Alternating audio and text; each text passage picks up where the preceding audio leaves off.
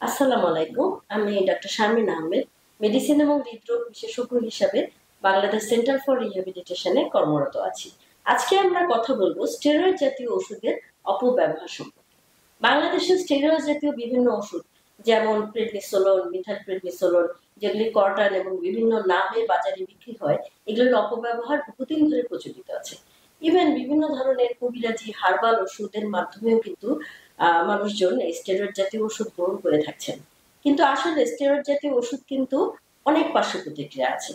আমাদের দেশেও এবং বিভিন্ন বিভিন্ন দেশেও চিকিৎসকরা স্টেরয়েড জাতীয় ওষুধ অবশ্যই প্রেসক্রাইব করে থাকেন, কিন্তু এটা নির্দিষ্ট কিছু ক্ষেত্রে, যেমন শ্বাসতন্ত্রের কোনো জটিল রোগে, যেমন সিভিয়ার অ্যাজমাতে, তারপরে হচ্ছে বিভিন্ন ধরনের চর্মরোগ, বিভিন্ন ধরনের বাত রোগ যেটা সহজে নিয়ন্ত্রণ করা যায় না, বিভিন্ন রকম জীবন রক্ষাকারী কন্ডিশনেও আসলে স্টেরয়েড জাতীয় ওষুধটা ব্যবহার করতে হয়। কিন্তু চিকিৎসকরা এই রোগের পার্শ্ব প্রতিক্রিয়া সম্পর্কে জানেন এবং এটি নির্দিষ্ট মাত্রায় এবং নির্দিষ্ট নির্দিষ্ট সময় পর্যন্ত এই ওষুধ ব্যবহার করেন, এরপরে এই ওষুধটা কমিয়ে দেন এবং এই ওষুধের বদলে অন্যান্য ওষুধ রিপ্লেস করেন।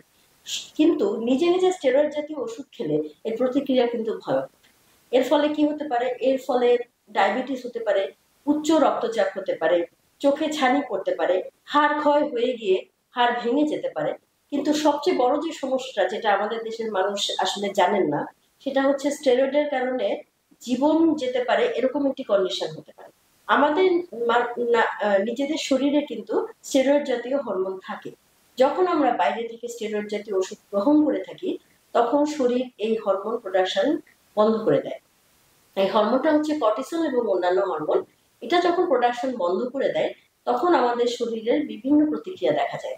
যেমন রক্তচাপ হঠাৎ খুব কমে যায়, দেখা যায় যে ব্লাড প্রেশার কোনো কারণ ছাড়াই 80-50, 90-60 বা তারও নিচে কমে যাচ্ছে, হঠাৎ করে রোগী অজ্ঞান হয়ে যাচ্ছে।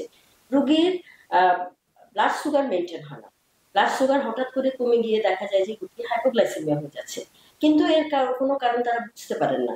এটা হয় যে বিভিন্ন অনেক দিন ধরে স্টেরয়েড বিভিন্ন মাত্রায় গ্রহণ করে হঠাৎ করে বন্ধ করে দিলে এই ধরনের সমস্যাটা হতে পারে। এই ধরনের রোগী দেখা যায় যে মৃত্যু ঝুঁকি আছে এবং এই রোগীকে ইমিডিয়েটলি হাসপাতালে ভর্তি করতে হয়।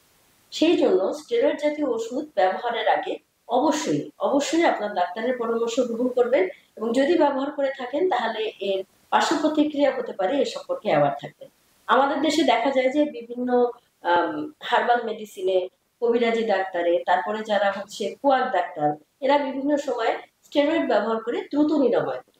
খাওয়ার সাথে সাথেই দেখা যায় ব্যথা কমে যায়, চর্মরোগ ভালো হয়ে যায়। তাই অনেকে মনে করে যে এটা একটা ম্যাজিক্যাল ওষুধ। কিন্তু এই ম্যাজিক্যাল ওষুধের আড়ালে যে কি পরিমাণ পার্শ্ব প্রতিক্রিয়া আছে এবং কত রোগী যে জীবন হারাচ্ছেন এই স্টেরয়েড জাতীয় ওষুধের মিস ইউজের জন্য, সেটা আসলে আমাদের সবার জানা থাকা দরকার। সুতরাং ওষুধ সবসময় চিকিৎসকের পরামর্শ অনুযায়ী গ্রহণ করবেন। ধন্যবাদ।